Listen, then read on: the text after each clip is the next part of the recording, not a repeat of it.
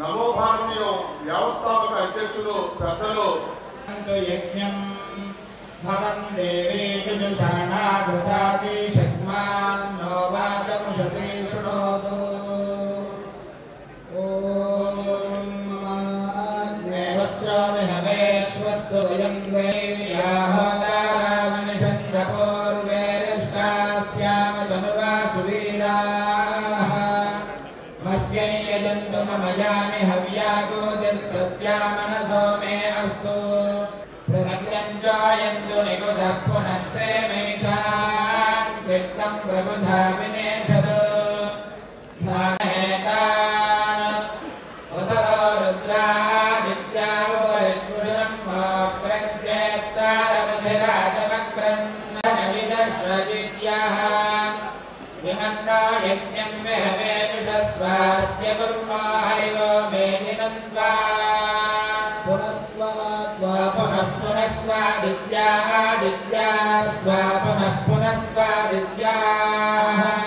రుద్రాదిత్యాస్వాదిత్యారుద్రాः ఆదిత్యారుద్రాదిత్యాదిత్యాదిత్యారుద్రా వసవో వసవో రుద్రాదిత్యాదిత్యారుద్రా వసవః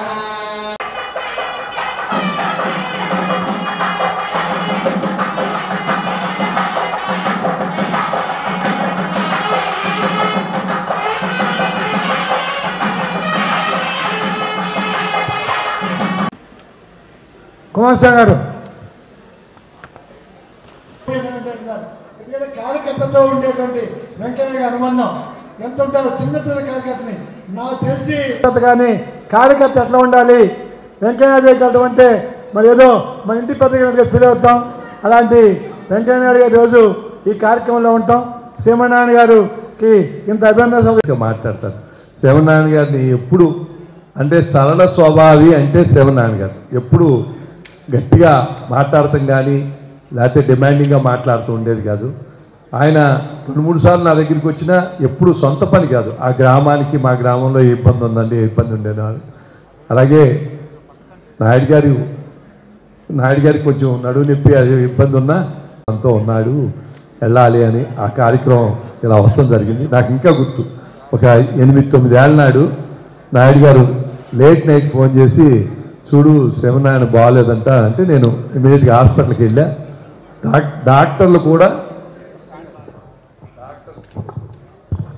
డాక్టర్లు కూడా ఆ రోజుల్లోనే కొంచెం ఇంజెక్షన్ ఫ్యాక్టర్ అదే హార్ట్కి సంబంధించి అంత బాగాలేదన్నారు. నిజంగానే ఇప్పుడు కనపడినా నేను ఎప్పుడు చెప్తాను మీరు జాగ్రత్తగా ఉండండి, ఎందుకంటే చాలా జాగ్రత్తగా ఉన్నాడు. అందుకే ఇన్నాళ్ళు అన్ని ఆహారపు అలవాట్లు అన్నీ మార్చుకుని ఉన్నాడు. అట్లాంటి మంచి వ్యక్తికి ఇవాళ ఆత్మీయ సమావేశానికి వచ్చిన మీ అందరికీ నిజంగా మంచి వాళ్ళని మనం గౌరవిస్తే మంచి చేస్తే సమాజం మన ఇలా గౌరవిస్తుందని. లేకపోతే పెద్దలు వెంకయ్యనాయుడు గారు అలాగే ఎమ్మెల్యే బోడి ప్రసాద్ గారు ఇంతమంది పూర్వపు స్నేహితులు ఉన్నారు. నాయుడు గారు కూడా ఎప్పుడు చెబుతారు ఆయన జీవితంలో ఆయన బలం 2, ఒకటి నమ్మిన సిద్ధాంతం, 2 స్నేహితులు. ఆ స్నేహితుల్లో చాలామంది ఉన్నారు. నాకన్నా అది సీనియర్, నాకు 78 నుంచే అది ఒక 22 నాకు 47 ఏళ్ళు నాయుడు గారితో స్నేహం, 56 ఏళ్ళు స్నేహం. అలాంటి శ్రీమన్నారాయణ ధన్యజీవి. మనందరూ అట్లాంటి సమాజంలో గౌరవించాలని తెలుసు. మీ అందరి దగ్గర సెలవు తీసుకున్నాం. గౌరవనీయులు పెద్దలు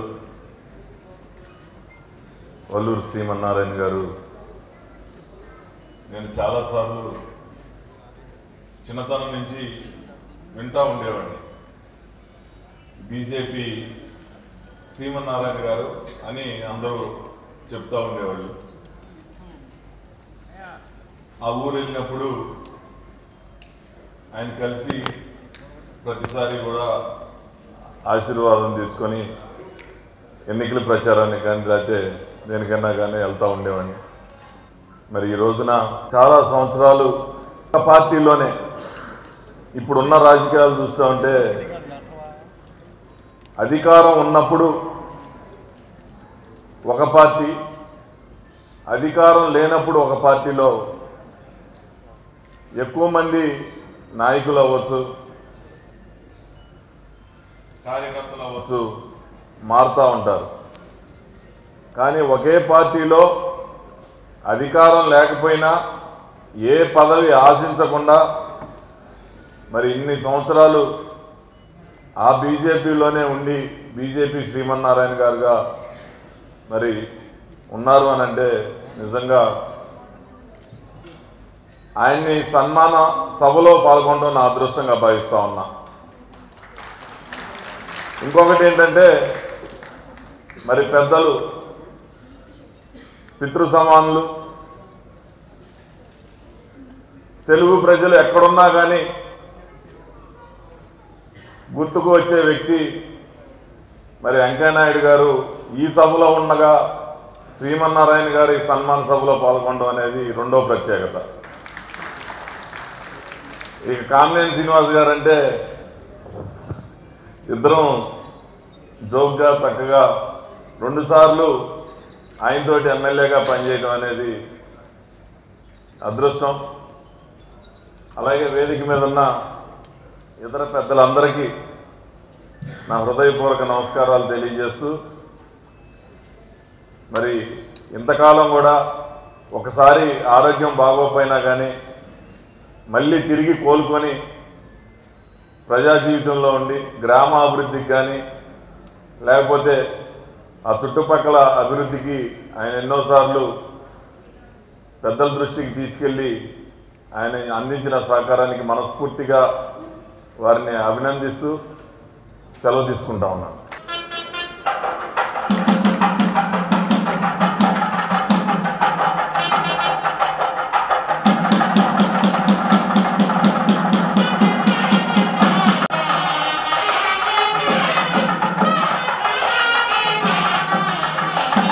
సాంప్రదాయాలు మనం ఎక్కడికి వెళ్ళినా పాటించాలి.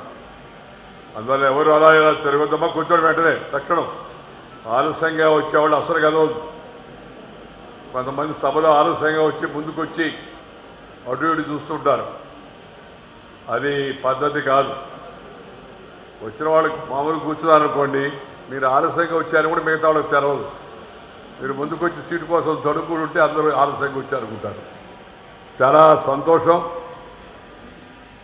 ఈరోజు మిత్రులు ఈ మన వల్లూరు శ్రీమనారాయణ గారు పెనమలూరు మండలం పెద్ద పులిపాక గ్రామంలో 1952 ఆగస్టు 6వ తేదీన శ్రీ వల్లూరు పూర్ణచంద్రరావు గారు శ్రీమతి ఆండాళమ్మ గారికి 4వ సంతానంగా జన్మించారు.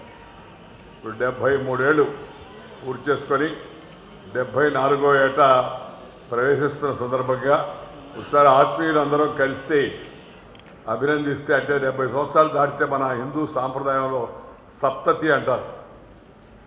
అది ఒక పవిత్రమైన ఒక దశ. 80 సంవత్సరాలు దాటితే సహస్ర చంద్రోదయం అని పెడుతూ ఉంటారు. ఇప్పుడు 70 సంవత్సరాలు దాటాడు. అదే కాదు, శ్రీమన్నారాయణకి మధ్యలో అనారోగ్యం ఇందాక చెప్పారు కదా, అనారోగ్యం వచ్చేసి అనారోగ్యం సందర్భంగా ప్రమాదపు టంచుల్లోకి వెళ్ళి ఎవరు అమ్మాయి కూడా అబ్బాయి ఎవరు మధ్య ఉండడు అని బాధ పడే పరిస్థితి నుంచి కోలుకొని మళ్ళీ ఆరోగ్యంగా అందరి మధ్య తిరుగుతూ యథావిధిగా తన కార్యక్రమాలను కొనసాగించే విధంగా ఉండడం, ఆరోగ్యకరంగా ఇవాళ మన మధ్య ఉండడం చాలా సంతోషం. దాని నిజంగా భగవంతుడికి మనందరం ధన్యవాదాలు తెలియజేసే అవసరం ఎంతో కూడా ఉంది. నేను ఎక్కువగా మాట్లాడినవాడు మనం ముఖ్యంగా అభినందించడం కోసం వచ్చాం. అందువల్ల ఎక్కువ ప్రసంగం చేయడం అది కూడా మంచిది కాదు. పైపించిన ఈ మధ్య సభల్లో గమనిస్తున్నాను, రాజకీయ నాయకులు అందరూ గుర్తుపెట్టుకోవాల్సి కూడా నేను ఇప్పుడు రాజకీయంలో లేను, పార్టీలో కూడా లేను. నా మనసంతా బీజేపీ అభిమానం ఉంది. కానీ దేశ ఉపరాష్ట్రపతి అయిన తర్వాత రాజ్యాంగ పదవిలో చేరాను కాబట్టి రాజకీయంలో ఉండకూడదని నిర్ణయించుకొని ఒక మంచి సాంప్రదాయం ప్రకారం పార్టీకి రాజీనామా ఇచ్చి రాజకీయాలకు దూరంగా ఉంటున్నాను. దేశంలో ఉండే రాజకీయాలు, రాష్ట్రంలో జరిగే పరిణామాలు లేదా వివిధ విషయాలపైన బహిరంగంగా అక్కడ వ్యాఖ్యానం చేస్తున్నాను. పార్టీల అంతరంగిక విషయాల గురించి కాదు. పార్టీలు ఎలా నడవాలి, రాజకీయ నాయకులు ఎలా నడవాలి, కొంతమంది ఎలా నడుస్తూ ఉన్నారు, ఇది సమాజానికి మంచిది కాదు, ఇలాంటి విషయాలు చెప్తున్నాను. దాంతోపాటు కాలేజీలు, యూనివర్సిటీలు, ఐఐటీలు, రైతు సంఘాలు, సాంస్కృతిక సంఘాలు అలాంటి వాళ్ళు పిలిచేట ఆ సమావేశాలకు వెళుతూ ఉన్నాను. వాళ్ళకి నా అనుభవం జోడించి కొన్ని మాటలు వాళ్ళకి చెప్తూ ఉన్నాను. ఈరోజు ముఖ్యంగా ఈ సందర్భంగా నేను చెప్పదలుచుకున్న రెండే విషయాలు మనందరం గుర్తుపెట్టుకో. ఒకటి, కార్యకర్త అంటే ఎలా ఉండాలి, ఏ పార్టీ అయినా. కార్యకర్త అంటే కార్యాన్ని చేసేవాడు, దానికి కర్త.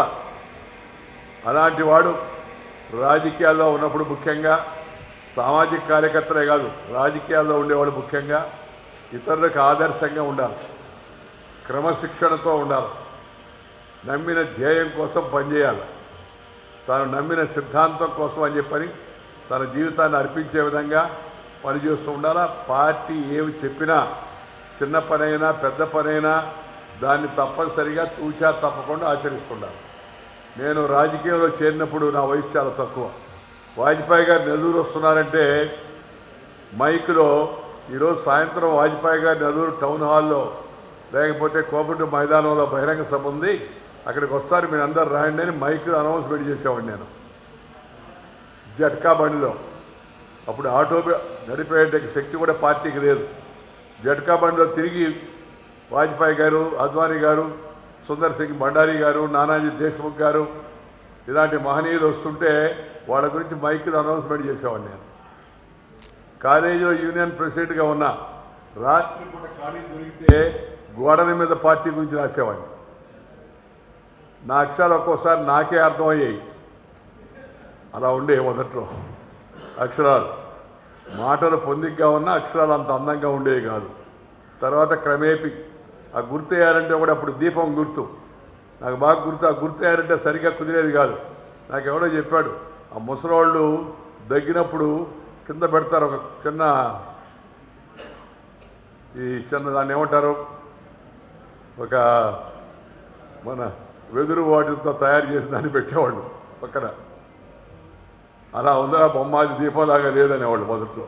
ఆ నిదానంగా అది కూడా అలవాటు కావడంతో దీపంలాగా వచ్చింది.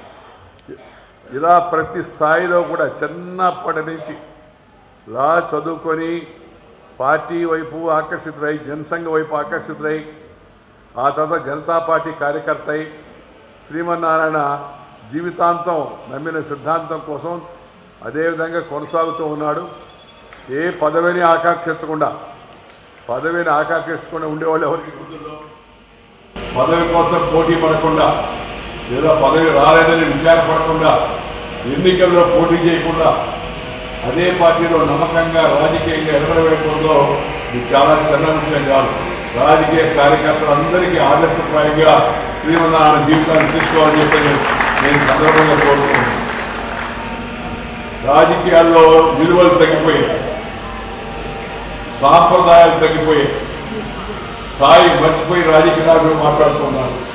భాష కూడా అసహ్యకరంగా ఉంటుంది, కొంతమంది మాడే భాష. మనం రాజకీయ నాయకులు ఇతరులకు ఆదర్శంగా ఉండాలి.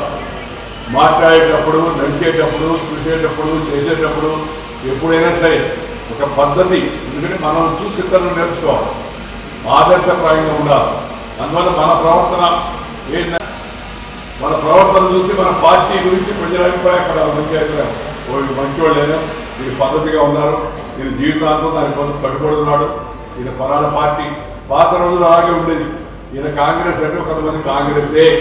మా తాత ఒక తమ్ముడు ఒక ఆయన ఉంటే, నేను ఊళ్ళో పార్టీలు చేయడం మొదట్లో బలవాడగా ఈసారి 71 జనసంఘ్ తరఫున బంగారు లక్ష్మణ్ గారు పోటీ చేస్తున్నాడు, తప్పనిసరిగా చేయాలా, ఊళ్ళో చేస్తున్నారు. ఆయన నేను పుట్టి నిలిచేప్పటి కాంగ్రెస్లో ఉన్నాను, ఏదో ఆకరా నడక పక్కన, అందుకని నన్ను ప్రభుత్వం చేయొద్దయ్యా అని ఆ మాట చెప్పాడు. ఆయన నా మీద అంత అభిమానం ఉన్నాడు ఇప్పుడు.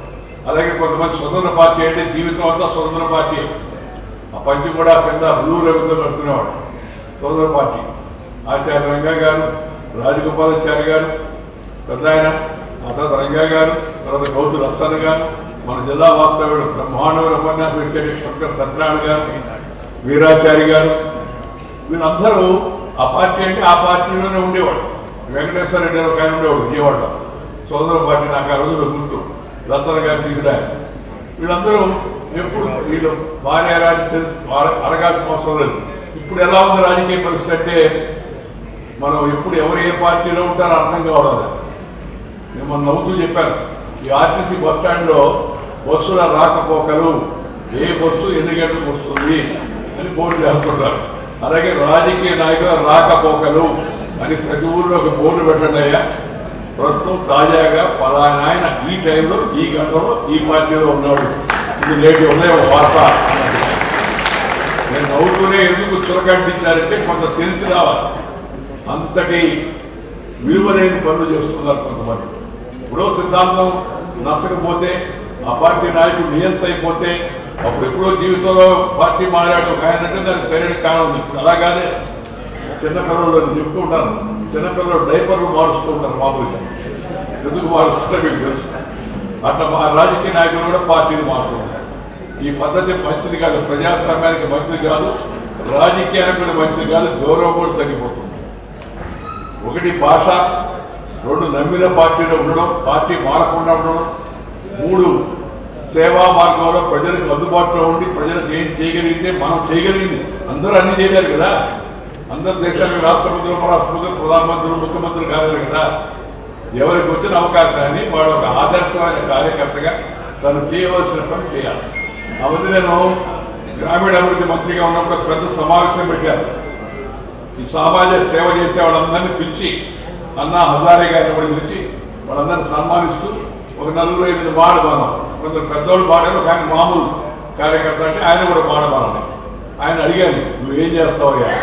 నేను ఏం చేయలేయా, పోస్ట్ ఆఫీస్ దగ్గర కూర్చొని ఎవరన్నా గ్రామస్తులు వచ్చి జాబు రాయాలనుకుంటే వాళ్ళకి రాయడం రాకపోతే వాళ్ళు చెప్తూ ఉంటే జాబు రాస్తాను నేను చేసే సమాజ సేవ అదే అన్నాను. అది కూడా చిన్న విషయం కాదు. పక్క వాళ్ళకి సహాయం చేయడం, మనం ఉన్నదాన్ని ఇతరులతో పంచుకోవడం, ఇది భారతీయ సాంప్రదాయం, హిందూ సాంప్రదాయం. వాళ్ళకి ఎలా చదవ పడవ మనం చేయాలి. అది మన భారతీయ సాంప్రదాయం, హిందూ సాంప్రదాయం. ఆ సాంప్రదాయాన్ని పాటిస్తూ ముందుకు పోతే ఒక ఆదర్శమైన కార్యకర్తగా, ఒక ఆదర్శమైన నాయకుడిగా మనం పేరు తెచ్చుకోవడానికి అవకాశం. ఒకటి రాజకీయ నాయకులకు ఉండాల్సిన లక్షణం సమయ పాలన. టైం అంటే టైమే. మన ఎవరు చెప్పారు మీడియాలో ఒక ఆయన, సార్ వెంకయ్యనాయుడు గారు ఎప్పుడు టైంకి వస్తారన్నాడు, కరెక్ట్ కాదు సార్ అన్నాడు. అనగా అందరు ఏంటంటే అప్పుడప్పుడు ముందు వస్తుంటాడు సార్, సమావేశానికి ముందే వచ్చేస్తుంటాడు అని చెప్పాడు. అతను ఫిర్యాదని 11 గంటల మీటింగ్ అంటే 10:40కే వచ్చేస్తాడు అని చెప్పాడు. సమయాన్ని పాటిస్తాలి. 2 క్రమశిక్షణతో ఉండాలి. 3 ఇతరులను కలుపుకొని పోవాలి. ఈరోజు కుటుంబ వ్యవస్థలో, మన కుటుంబాల్లో, రాజకీయంలో ఇతరులను కలుపుకునే పరిస్థితి టీం తగ్గిపోతా ఉంది. కుటుంబంలో కూడా సరిగా అన్నదమ్ముడు కూడా సరిగా ఉన్న పరిస్థితి. పెళ్లి చేసుకున్నప్పుడు కెమిస్ట్రీ కుదరలేదు, తర్వాత విడిపోతామని చెప్పిన కారణం చెప్పడమే నాకైతే అర్థం కావడం. ఇది మంచిది కాదు. ప్రపంచంలో భారతదేశానికి గౌరవం ఎందుకు తెలుసా? మన కుటుంబ వ్యవస్థ చూసి, మన వివాహ వ్యవస్థ చూసి అందరూ గర్విస్తూ ఉంటారు. ఆ పద్ధతులు, ఆ సాంప్రదాయాలు ఉండాలని చెప్పండి. దాన్ని మనం గర్వించుకొని దాన్ని మనం అందరం కూడా పాటించాల్సిన అవసరం ఎంతో ఉంది.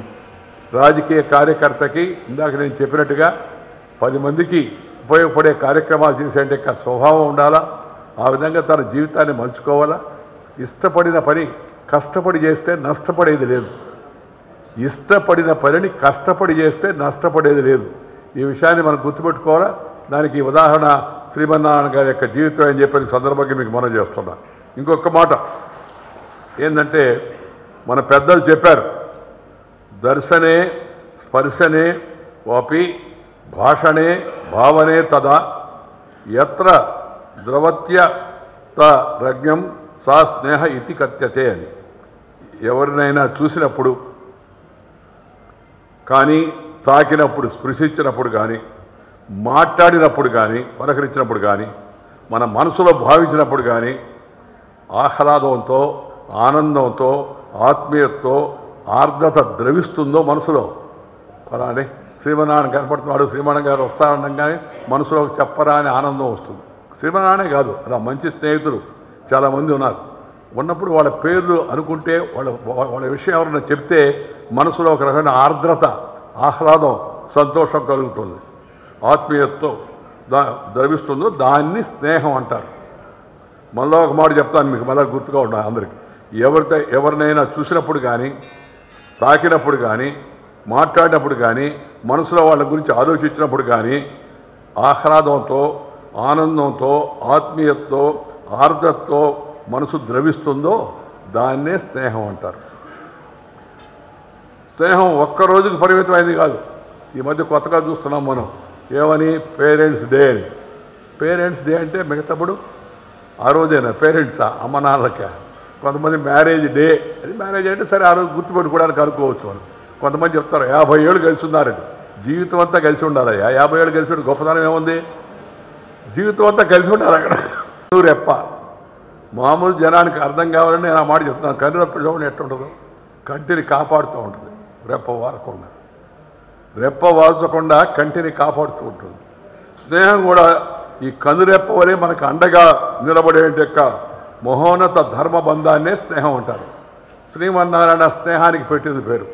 పార్టీలో కార్యకర్తగా పనిచేస్తూ నాతో స్నేహం పరిచయం కలగడం ఒక రకం, దాంతోపాటు స్నేహం కూడా ఒక ప్రేమ, ఒక అభిమానం, ఒక ఆప్యాయత, చూడగానే ఇష్టపడే మనస్తత్వం, దానికి సరిపోయిన కర్తృత్వం, అన్నిటికీ మించి మిత్రత్వం. ఈ కర్తృత్వం, మిత్రత్వం ఇది కలిగినట్టు ఇక్కడ నేతృత్వం ఉంటే ఎవరైనా పైకి రాగలరు జీవితంలో. శ్రీమన్నారాయణకి అవి మెండుగా ఉన్నాయి. అలాంటి మంచి మిత్రుడు ఈరోజు 73 ఏళ్ళు పూర్తి చేసుకొని 74 ఏట ప్రవేశిస్తున్న సందర్భంగా మన మిత్రులందరం మనందరం కలిసి ఊరిని ఆత్మీయంగా అందరం కలిసి పలకరించుకొని కలిసి భోజనం చేస్తే బాగుంటుందని ఈ కార్యక్రమం ఏర్పాటు చేశారు. అభినందించడం కూడా మన సాంప్రదాయం కాబట్టి కొంతమంది అభినందించడం కూడా చేయొచ్చు. కాబట్టి ఆ కార్యక్రమంలో ఇవాళ పాల్గొనడం నాకు చాలా సంతోషంగా ఉంది. నాకు చెప్పారు. చెప్తే మా వాళ్ళందరూ అన్నారు, ఆ సెక్రటరీ వాళ్ళంతా, సార్ దానికోసం ఇక్కడి నుంచి మళ్ళీ పోవాలన్నా మీరు ప్రయాణం చేయడం ఈ వయసులో. నాకు కొద్దిగా వయసు పెరుగుతూ ఉంది, ఆరోగ్యం కూడా ఇంతకుముందు అంత సహకరించడం వల్ల తిరగందే ఉండలేదు నేను, అది వాస్తవం. కానీ ఎక్కువగా తిరగడం వలన అరిగిపోయింది. ఎక్కువగా నడువు నొప్పి రావడం లేదా ఇతర చిన్న సమస్యలు వస్తున్నాయి. 76 వయసేమో, 96 ఏళ్ళకి సరిపడి తిరిగేశాను నేను చిన్నప్పటి నుంచి. అందువల్ల దాని ప్రభావం వాళ్ళ శరీరం పైన కనబడుతూ ఉంది, కొంత ఇబ్బందిగా ఉంది. ఉన్నప్పటికీ కూడా శ్రీమన్నారాయణ మీద అభిమానంతో తప్పనిసరిగా వెళ్ళాలి. శ్రీమన్నారాయణ అభినందన కార్యక్రమంలో పాల్గొనే ఉద్దేశంతో కేవలం దానికోసమే నేను వచ్చాను. నేను వస్తున్నానని తెలిసి మిగతా వాళ్ళు వేరే కార్యక్రమాలు, కాలేజీ వాళ్ళు ఒక కాన్వకేషన్ కావాలంటే సరే దాన్ని కూడా ఒప్పుకున్నాను. అది చూసుకొని పోదామని చెప్పని ముఖ్యత ఇచ్చాను. శ్రీమన్నారాయణ పార్టీలో సహచరుడిగానే కాకుండా మిత్రుడిగా ఉంటూ ఎప్పుడు తలలో నాలుగుగా చెప్పిన మాట అని చెప్తే దాన్ని ఆచరిస్తూ మిగతా మిత్రులందరూ కుమారస్వామి ఇప్పుడు అంతా టీం అంతా చూస్తారు. ఇప్పుడు